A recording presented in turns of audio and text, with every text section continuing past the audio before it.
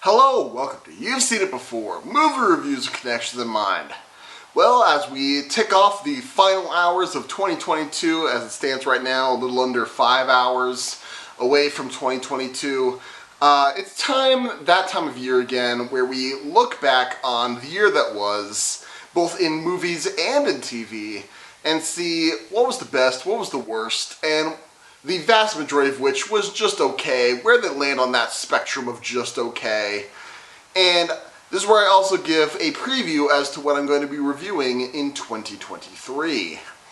Now, as I always say, these are my subjective opinions on what I would say as to what the best and worst and just okay of the year was. And this is by no means a comprehensive list of what was available in 2022. This is just what I saw, and here's where I'll put in not only those that I did a review on, or even a short review on, but also put in movies that came out in 22 that I did no review on at all, but it came out this year, and I saw, and I want to give my brief opinion on in this video. And and when I get to the preview, we'll get to those disclaimers later. But like I said, these are just my subjective reviews and rankings of these things. And this is by no means a comprehensive ranking of any of these things. So first and foremost, let's get into the nitty-gritty. Let's get the nastiness out of the way, shall we? Let's get to the worst of 2022. And we'll start with the movies on this. I try not to, dwell on the worst of the year, but there are a couple here that really stand out as to the worst of 2022, and the bottom of which, I have to say, was Fantastic Beasts: The Secrets of Dumbledore. And this one, again, I've cut the Fantastic Beasts franchise a lot of slack, and I was really hoping that after the insane disappointment and horribleness that was The Crimes of Grindelwald, that this would be a step up. And it slightly was, but nowhere near as much as it should have been. And I'm very glad that they wrote in a adequate end point for this series in this film, because I cannot imagine them proceeding with the proposed fourth and fifth films of this series, because this was just bad, people. Next up, in the worst, I would say, has to go to Morbius. And while, yes, this was definitely a throwback to the type of comic movies that we were getting in the early 2000s, 05, 07-ish, there's definitely on the worst side of that kind of comic book movies. And yeah, forget about all the funny memes or whatever there were. Memes cannot excuse a poor movie's quality. And yeah, this was just bad, people. Again, I don't know what to say about this. And as for all of these, or at least for the vast majority of these, if you want to know my more in-depth thoughts on any of these movies, you can go back and look at my full reviews of all of these, or the vast majority of these movies, on my channel. And the last of what I consider the worst of 2022 is Roland Emmerich's Moonfall. And once again, this is one where I really hoped that this would be a so bad it's good kind of movie, and the kind of disaster movie from Roland Emmerich that I could, so bad that I could enjoy. But the fact that it went so far beyond the mark by the end, and I was just, it took a leap too far, in my opinion. I just went, no, just no. And so that's why this tops off my worst of 2022. Starting off at the very bottom of the just okay one, and I considered putting this in the lumping this along the worst of 2022, but I have to admit this. I have a soft spot for historical pieces, and this is a interesting time in American history that this film is set, and that is Amsterdam, with Christian Bale, Margot Robbie, and Denzel Washington's son. I keep David Washington. I forget what his full name was, but yeah, when it's the three of them on screen, it's actually good chemistry. And like I said, I like the historical setting of it, but the rest of the movie is just not good. I was prepared to like it better than more than I think a lot of people were, but yeah, this one was just not great in my opinion. And for that reason, that's why I flip-flopped on whether I wanted to include it in the worst, but the few saving graces of it were just enough to put it into the very bottom of the just okay portion of my list this year. Moving up the list, I'm going to have to go with, and this is going to be a slightly controversial pick, but I'm not sure how controversial, and it's going to be Thor: Love and Thunder. Now, Thor: Love and Thunder, I love Thor.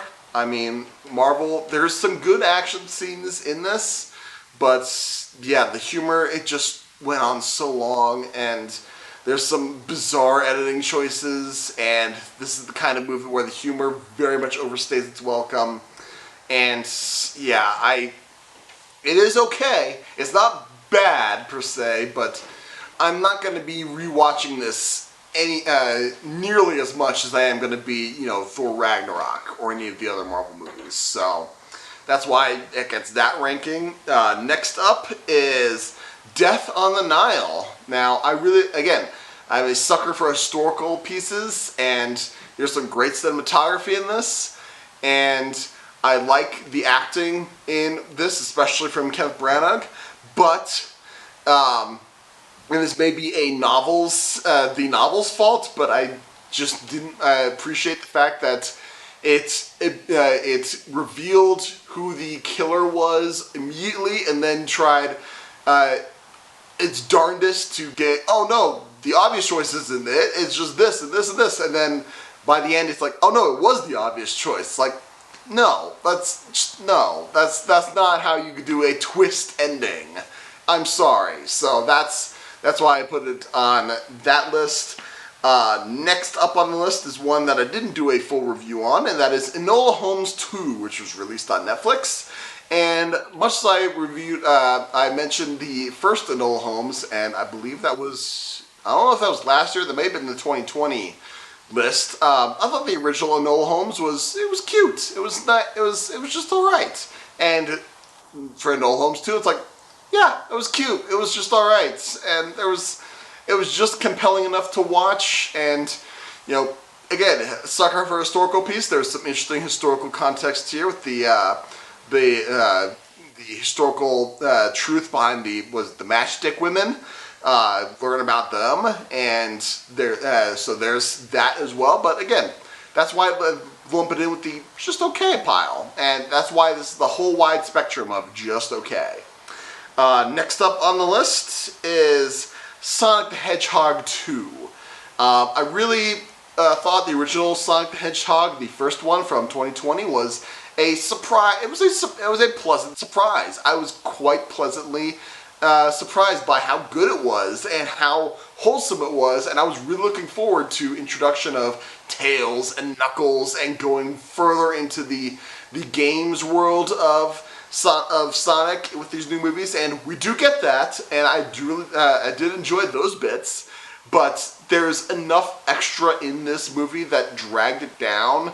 That's like, I can't call it good, but I can't even call it a pleasant surprise. I'm not really surprised at this point. It's more of a, alright, that was fine. So that's why I rank it where I did. Next up on the ranking is another movie that I did not do a full review on, and that is Chip 'n Dale Rescue Rangers, released on Disney Plus this year. And full disclosure, I did not grow up with the Chip 'n Dale Rescue Rangers show. I did not have cable growing up, so I did not have the Disney Channel growing up. I did not grow up with this show. Having said that, I did really find the show charming, and I got some genuine chuckles out of it, and I liked the meta-ness of it all. However, that being said, I feel like there's a lot of connection to that original show and a lot of the original properties that are referenced in this show that I think would that people who grew up with that would have a stronger connection with and maybe rank this higher than what I am now. But as it stands for me, I thought, yeah, all right, that was a good time, and that's why I rank it in closer to the middle of the just okay spectrum here for 2022. Next up on the list is Jurassic World Dominion. Now, again, this may be just I'm a sucker for dinosaurs in a movie, and I was so disappointed by Jurassic World Fallen Kingdom that I was looking at the fact that we get even the minimal amount of dinosaurs wreaking havoc in the real world that Jurassic World teased but never gave us, that knocks it Jurassic World Dominion back into the just okay pile. And I will say, when I bought the Blu-ray on sale for Black Friday, I saw the extended cut, and that worked back in a lot of the footage that was just briefly in the montage in the beginning of the movie, and that instantly elevated this movie. Not a ton, but enough to say, okay, that makes this movie a little bit better than what it was in the theater. So that's why, again, this is closer to the middle of the pack for the just okay of 2022. Moving up from the list, we have The Unbearable Weight of Massive Talent, another movie that I didn't do a full review on, but I checked it out from the library and brought it with me on my recent road trip this year. And this one, I thought, again, this is one where if you're really big into the Nick Cage filmography and you're really invested in the Nick Cage both as an actor and as a, meme lord, so to speak, then I think you are going to have a blast of a time with this. I think this is a, Nick Cage and Pedro Pascal work really well off each other, and I think this that is where a lot of the humor comes from. And I had a pretty decent time with this. Like I said, if you were, there was a lot of things that I didn't quite connect with just because I don't have that humongous wealth of Nick Cage knowledge or investments that I could delve into with this film. But that being said, I can fully appreciate where they're coming from, and I can definitely qualify that this is probably the midpoint of the just okay films of 2022. So that is a definite recommendation for me. And yeah, if you've seen this and you rank it even higher, good for you. If you rank it lower, I'd like to hear your reasoning for that, because I think this is one of those films where it's like, all right, let's talk about that, because I think there's definitely some things going on with this that are worth some discussion. Next up on my list is Doctor Strange in the Multiverse of Madness. Now, I had originally ranked this higher on my list had I not viewed another movie that I ranked even higher, and we'll get to that in a second. But Doctor Strange 2 is probably one of the better of the Marvel movies that we got this year. And there's some really fun elements of Doctor Strange 2 that I had a really fun time with.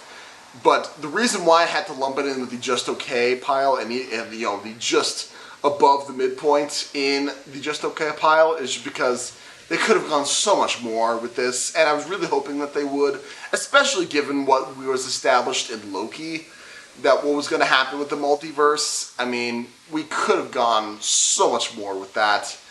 But again, look at my full review to see why I think that was a missed potential. But that's where I put on that. Next up on my list is Black Adam.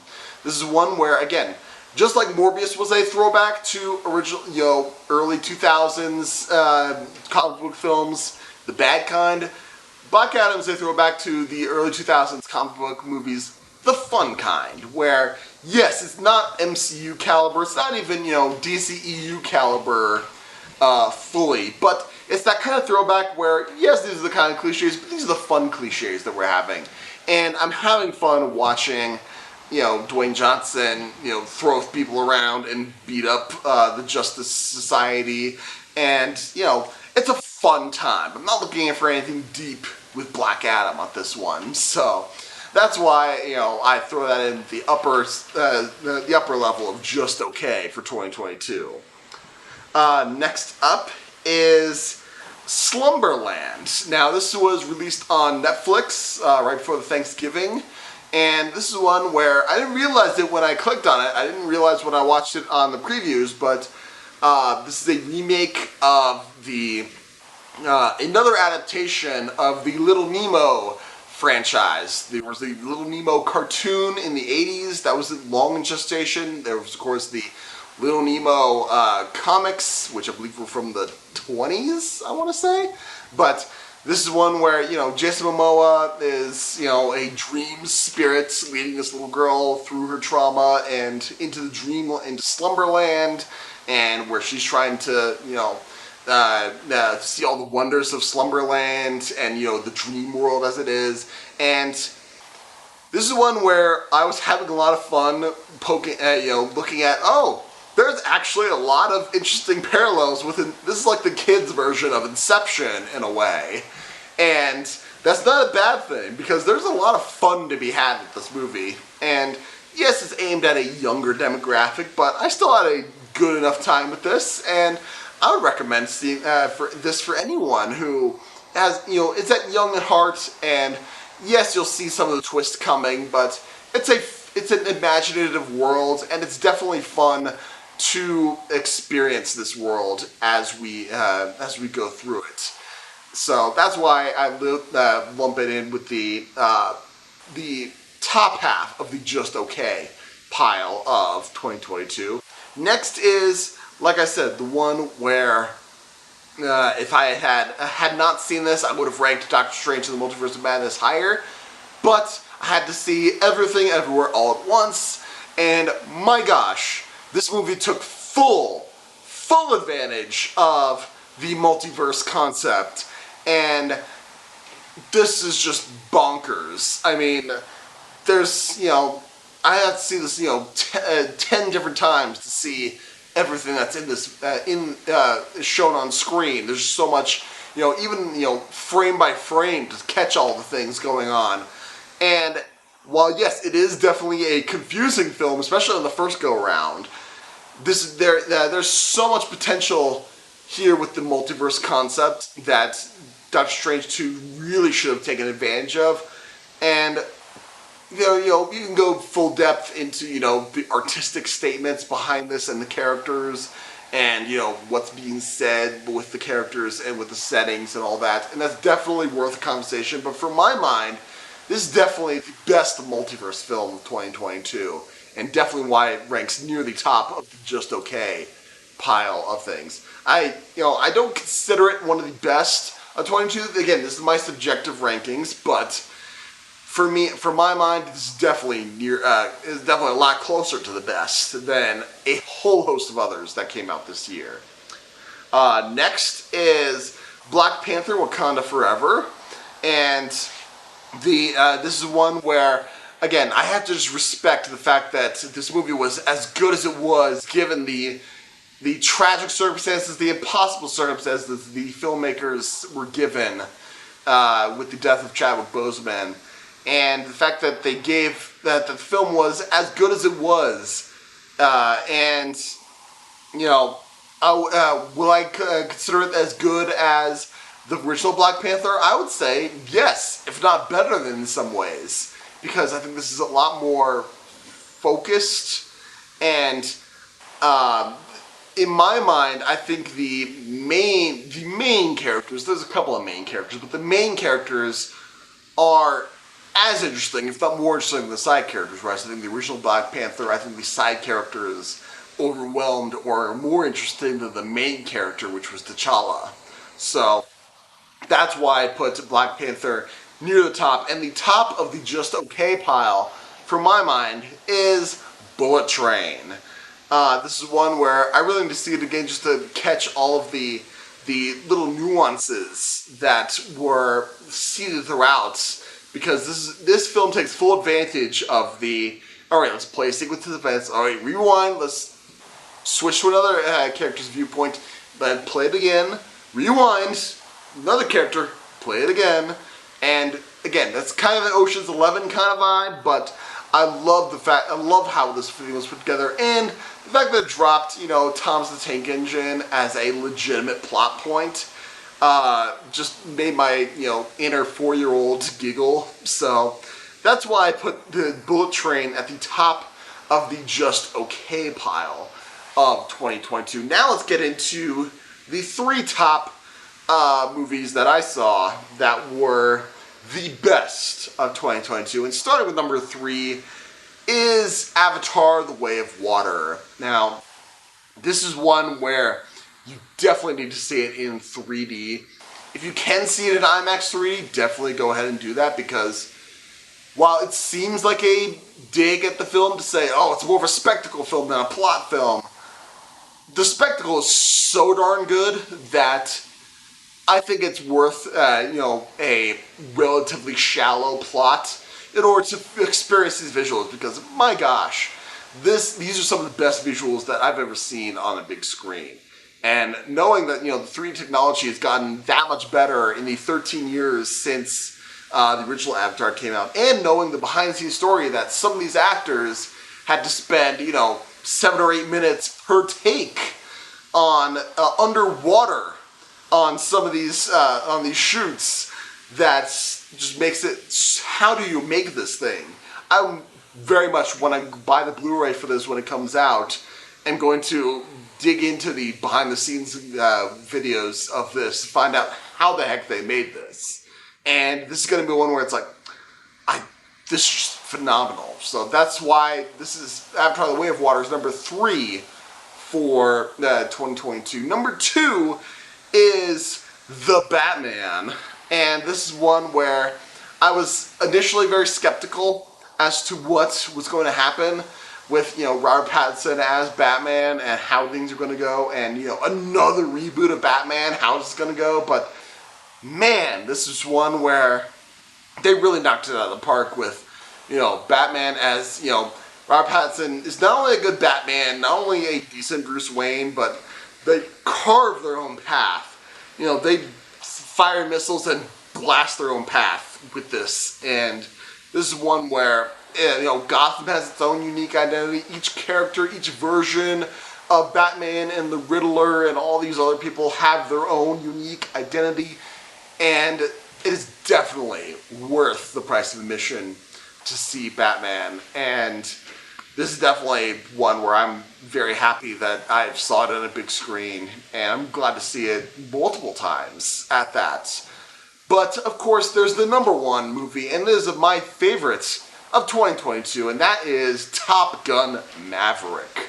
This is one where that was so much delayed, so, a lot of skepticism on its interest, like, oh, how good could this possibly be? And it's like, no, and Paramount keeps saying, no, you gotta see it in theaters. It's worth the wait. And oh my gosh, this was so worth the wait. This is an amazing movie. This is mind-blowing. And, the visuals, again, the story is fantastic, but the visuals put it over the top. And yes, the action scenes are very reminiscent of Star Wars, but there's a reason for that, and I get that into my full review. And my gosh, this is just so incredible. This was such a fun time. I'm going to watch this again and again and again. Even more than the first one, I think. And that's why Top Gun Maverick is my pick for the number 1 movie of 2022 and my personal favorite of the year. Before we get into the preview of 2023, let's get into some TV that I reviewed in 2022. This is one of those interesting years where I reviewed almost as much TV series as I did movies this year, and that's mostly due to the fact that I had several movies that were on the schedule for this year drop and get pushed back to 2023 and beyond. So that definitely put it apart. But there was a lot of great TV that came out this year. So again, I got the worst, the best, and the just okay of this year. Starting with the worst, and topping off 2022 for the worst of 2022 of the year, and that has to be Star Trek Picard Season 2. I really didn't like this season at all. I thought that, with Season 1 being horrible, and maybe, alright, maybe they learned their lessons, we can, chalk that up to learning experience, and maybe we'll get better in Season 2, and I'm just like, no, this is just nuts. This is just bad all around. And with Season 3 coming up, that's just, I'm gonna watch it, I'm gonna review it, and I have a faint amount of hope that maybe with all the original cast coming back, that it might rekindle the chemistry a little bit. But yeah, Season 2 was just so bad, people. And if you want to learn just how bad, if you're a huge Trekkie like me, and want to just commiserate in your misery, it's just how bad, I recommend looking up Dan Murrell's video essay as to why Star Trek Picard Season 2 was just so bad. And it is, it'll give you a lot. I've watched it 3 times this year since the season wrapped, because I just need to just come to terms with how bad this is. So that's just the lowest of the low for 2022. Not much more above that is the Book of Boba Fett. And you'd think that because, and go back to my full review of the season to find out why, but you'd think that the fact that, it becomes Mandalorian Season 2.5 by the end of it would be a redeemer, would help it. But in my mind, that just hurts it all the more, because they had the chance to become a nitty-gritty, even a, conflicted hero kind of story with Boba Fett, and they just don't. And it's just really disappointing. And it just shows all the more that they felt contractually obligated to make this series without really a feel as to what they wanted it to add to the greater Star Wars franchise. So that's why I lump the Book of Boba Fett in with the worst of 2022. And the last bit, I could have lumped this in with okay, but this really was the best of the worst of 2022, and that is Halo Season 1. Again, I really wanted to like Halo, but the fact that it took so long, we didn't even get a proper glimpse of an actual Halo until the very end of the series, and we got 1, maybe 2 scenes of actual, Halo action scenes that were, I thought that were amazing, and the rest was, focusing on the backstory of Master Chief and all these other Spartans, and I'm like, there are people who really enjoy and get a lot out of the storylines of video games. I'm not one of those people. I grew up with Halo. I got the original Halo and the very vaguely Halo 2, and I don't give a crap about the story. It's like, alright, you got aliens, there's, we're in the future, and the Spartan is super soldier. Kill the aliens. Okay, go. That's all I need. And that's why I think the best scenes of the series, of the season, were the scenes where Master Chief is shooting a whole bunch of Coven aliens. That's the best part. So that's why, and I am looking forward to Season 2. Once we get actual Halo, maybe things will improve.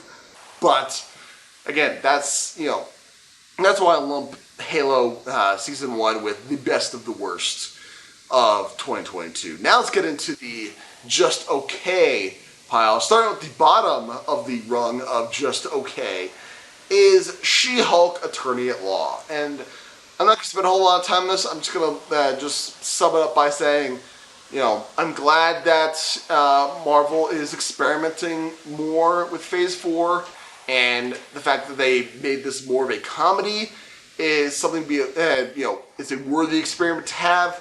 It's just that a lot of the comedy fell flat for me, and that's why this series just did not work for me. So that's why I lump it down in the bottom of the just okay pile. Next one up would be Obi-Wan Kenobi, and this is one where, again, I wanted to like it. I love Ewan McGregor as Obi-Wan, but the fact that we spent so much of the season on Obi-Wan and young Leia, which I did not need to see him save young Leia. I just no, and that's breaking the continuity as well.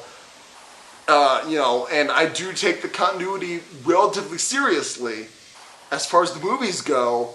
This is one where no. So there's just too many, steps that fell flat. I won't call them missteps per se, because they don't completely fail. They just fail enough where I'm like, no, it was okay, but I'm not necessarily going to rewatch this again.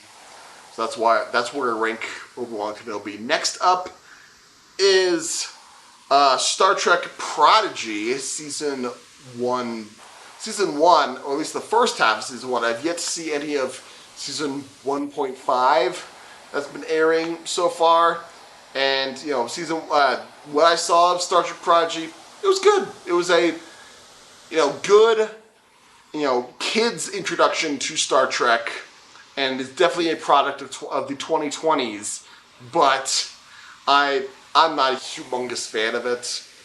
Curious to see where they go with the rest of Season 1. But, that's one where it's like, all right, it's okay. So that's why I rank it in the just okay pile. But up from that is Miss Marvel. Again, this is one where there's definitely some interesting elements of it. I'm glad that Marvel is experimenting with this. But there's some things in here that I just don't relate to, that I don't connect to as much, that would make me rank it higher than what I do now. So that's why I rank Miss Marvel where it is in the just okay pile, near the middle of the pack. Again, near the middle of the pack of the just okay pile is Star Trek Lower Decks Season 3. There were definitely some good episodes, but the fact that it seems like there's a lot of reliance on revisiting earlier storylines.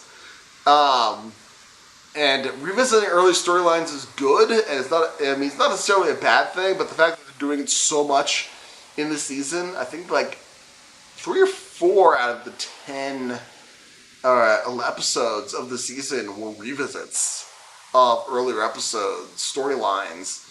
Call it 40% of a season storyline. Compare that to a season of Star Trek: The Next Generation, where you might get 1 2-parter or in a single episode that revisit an earlier episode. That's like 10% of the season.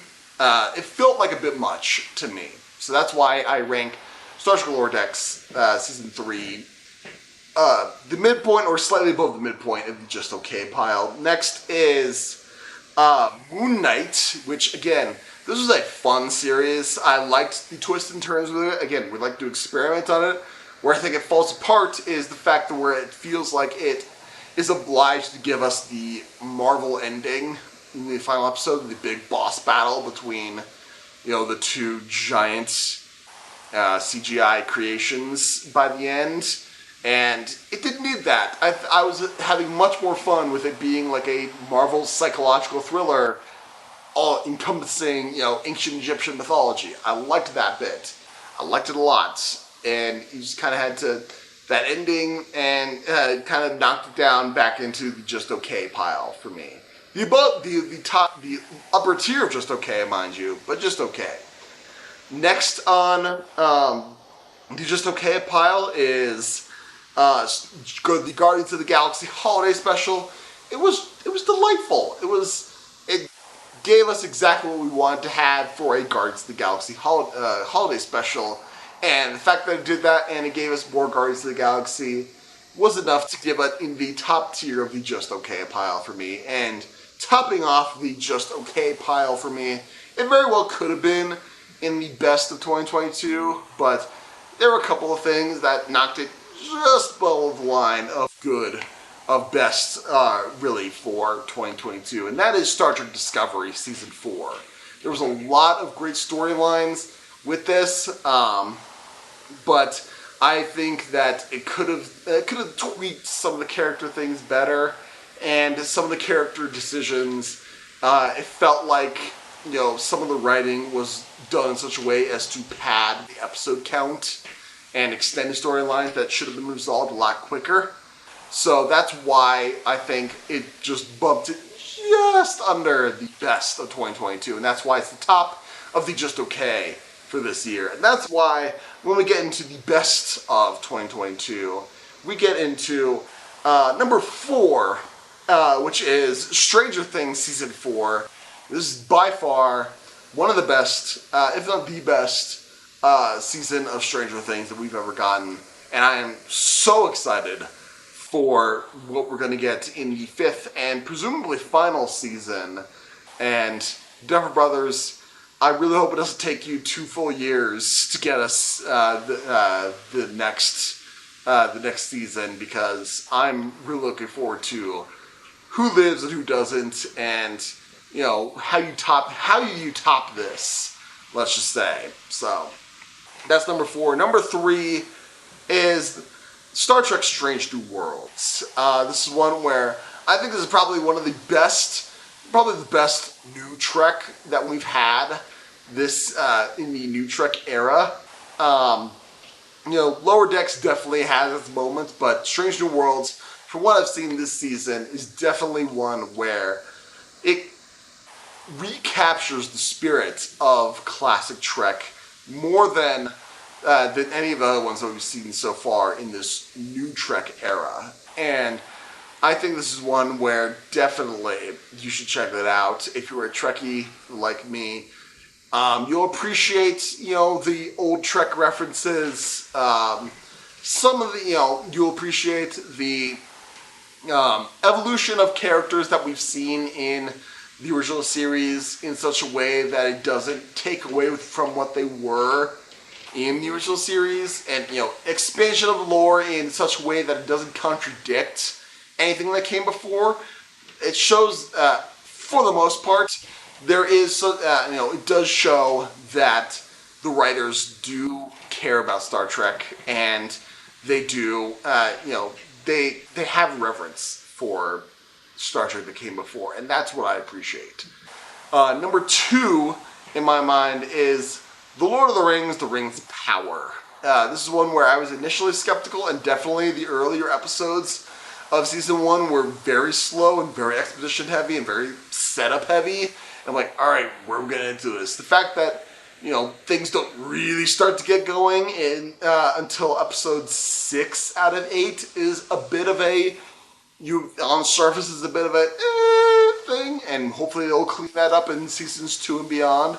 But man, those last 3 episodes, what a way to go. And, I love the way that they're expanding lore, and, they're expanding / slightly contradicting some things that have come before, but not in such a way that is egregious, in my opinion.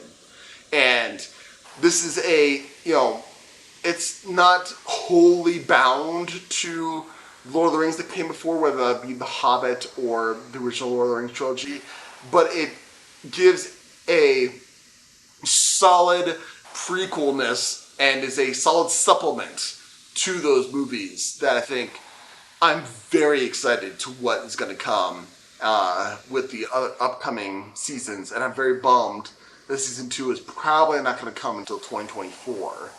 So that's why I rank Rings of Power at number 2. And number 1 is my personal favorite TV of 2022, and that is The Orville New Horizons. I am such a sucker for The Orville.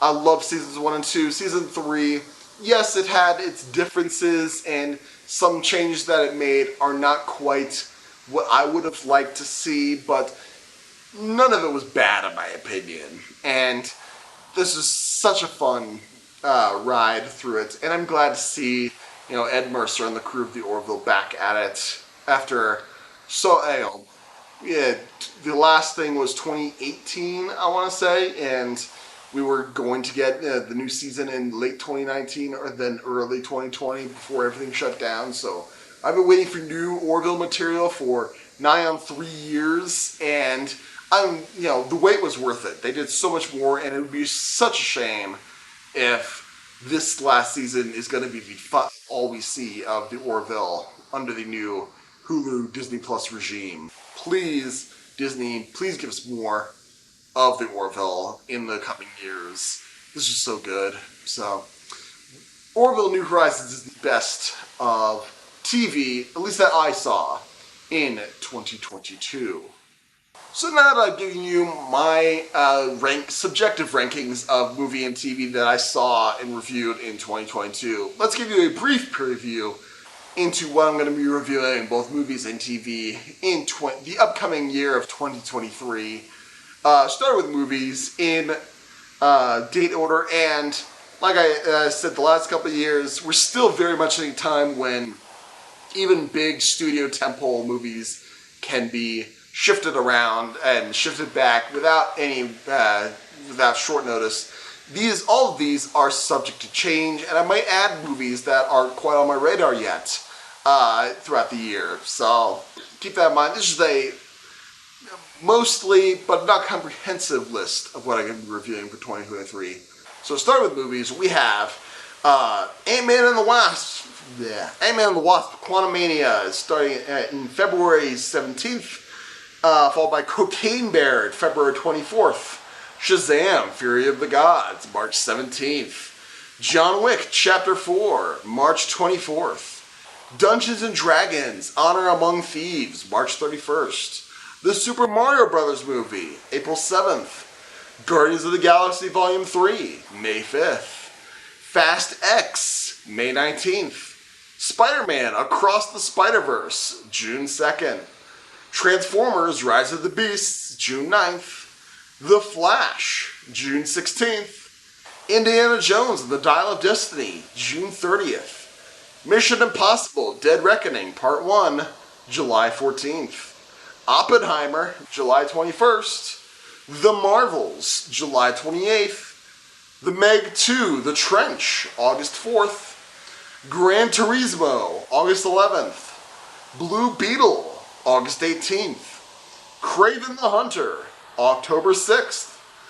Dune Part 2, November 3rd.